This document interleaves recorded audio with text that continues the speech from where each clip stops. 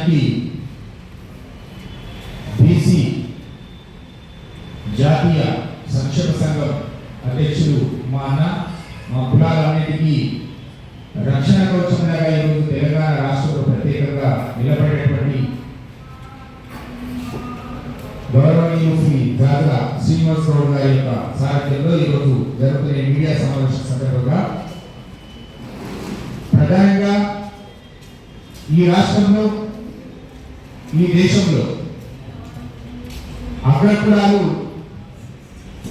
రాజ్యం వెళ్తూ రాజకీయంగానే కాదు ఆర్థికంగా బలంగా తయారైన విషయం సమాజానికి అంతవరకు తెలుసు.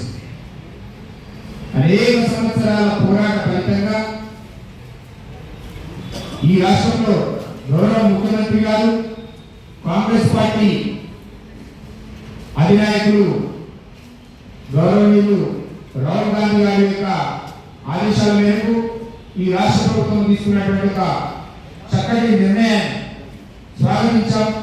సమాజం మొత్తం కూడా హర్షించింది. దురదృష్టవశాత్తు ఈరోజు దుర్మార్గమైనటువంటి ఆలోచనతో అనేక సంవత్సరాలుగా అనేక దశాబ్దాలుగా ఈ రాష్ట్రాన్ని ఈ దేశాన్ని రాజకీయ ప్రాధాన్యతతో దోచుకున్నటువంటి ఈ కొంతమంది మహానుభావులు మళ్ళీ అధికారాన్ని కొనసాగించడం మాకే ఉండాలి, ఈ బీసీ అంటే కేవలం ఓటు బ్యాంకుగానే ఉండాలి అనే ఒక దుర్బుద్ధితోని ఈరోజు ఆలోచిస్తూ ఉన్నారు. అసలు రాష్ట్ర ప్రభుత్వము ముఖ్యమంత్రి గారు రెడ్డి సామాజిక వర్గం గౌరవ రేవంత్ రెడ్డి గారు ఈ సమాజంలో సమానత్వం అవసరము, సామాజిక అసమానతలు లేనటువంటి సమాజం కావాలని చెప్పేసి భావించి మరి అనేక చర్చలు జరిపిన తర్వాత అధికార పార్టీ తీసుకున్నటువంటి నిర్ణయం అసెంబ్లీలో చర్చ పెట్టి అక్కడ ఒక బిల్లు పాస్ చేసి దాన్ని గవర్నర్ పంపించి రాష్ట్రపతికి పంపించి ఆ తర్వాత అక్కడ 9th షెడ్యూల్ పెట్టడం వాళ్ళు సుఖంగా లేకపోతే మరొకసారి ప్రత్యేకమైనటువంటి అసెంబ్లీలో రాష్ట్ర ప్రభుత్వం చట్టం తీసుకొచ్చి గవర్నర్ గారిని పంపించి ఈ ప్రయత్నం చేస్తా ఉంటే ఇంకా చట్టం రాలేదు, కాలేదు, పూర్తి కాలేదు ప్రక్రియ.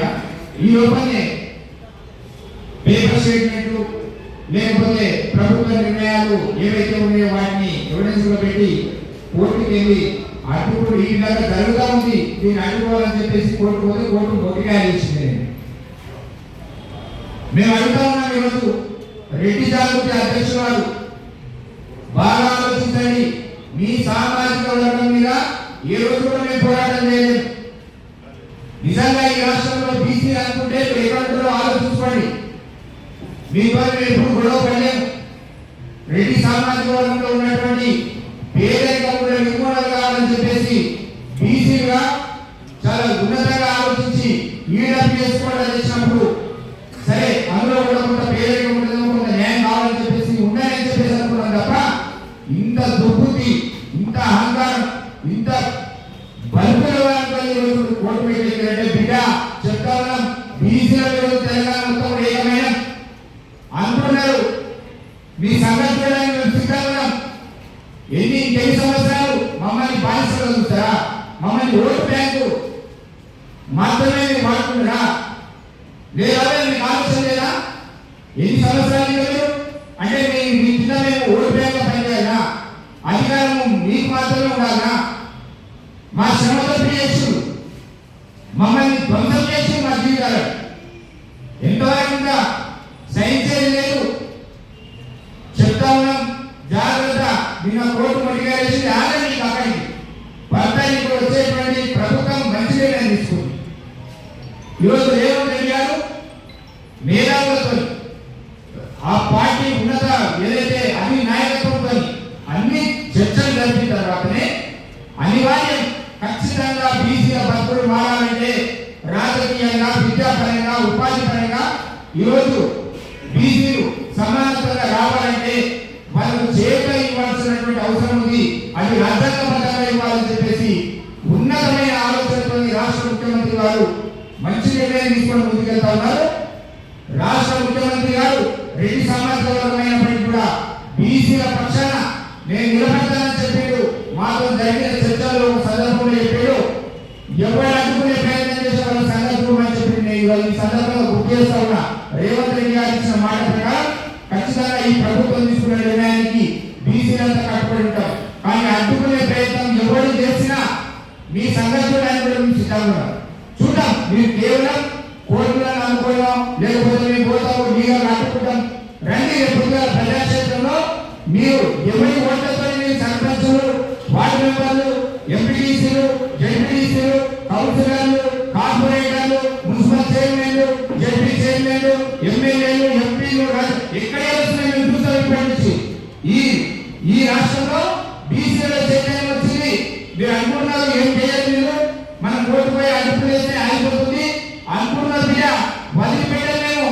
మేము కులాలకు అతీతంగా బీసీలు ఒకటైనా మెజారిటీ ఉన్నటువంటి బీసీలు ఒకటైనా మీరు అనుకునే ఇప్పటి నుంచి ఏ ట్యూబ్ చేసినా కూడా మీ భర్త పెట్టడానికి మేము సిద్ధమైన అవసరమైతే ప్రత్యక్ష యుద్ధానికి కూడా మేము సిద్ధంగా ప్రజాక్షేత్రంలో కూడా మీ సంగతి చూస్తాం ఎలక్షన్లో. కానీ ఇంత దుర్మార్గంగా ఆలోచిస్తున్నారంటే మీ ఈడబ్ల్యూఎస్ కూడా వచ్చినప్పుడు మేము ఆలోచించాం కొంత సరే అయినా అన్యాయం అయినా మా చాలా అన్యాయం జరిగింది. దాని ద్వారా అయినప్పటికీ కూడా మేము లీగల్ అడుగునే ప్రయత్నం ఏదో చేయలేదు. కానీ ఈరోజు దుర్మార్గంగా ఆలోచిస్తారు. ఇది మంచిది కాదు, ఇది మంచిది కాదు. మీరు ఏ కోణంలో అయితే మీరు లీగల్గా పోవాలనుకున్నారో మేము ఇంకో కోణంలో కూడా సిద్ధంగా ఈరోజు తెలంగాణ మొత్తం బీసీ ఏకమైన లక్షలాది మందితో అవసరమైతే ఎవరైతే అడ్డుకునే ప్రయత్నం చేస్తారో మీ సంఘటనలో మీ మీద దండయాత్ర చేయడానికి మేము సిద్ధంగా చెప్పి తెలియజేస్తూ కాబట్టి బీసీ ద్రోహులారా, బీసీ వ్యతిరేకులారా, ఇక ముందు మీ ఆటలు చెల్లవు. ఆగండి. మీరు ఇప్పటి వరకు మా బీసీల శ్రమ, మా యొక్క ఆస్తులు, మా యొక్క నైతికతను మొత్తం కూడా చూసుకున్నారు. మీరు ఇకనైనా ఆపాలని చెప్పేసి ఈ సందర్భంగా వారిని ఇస్తాను.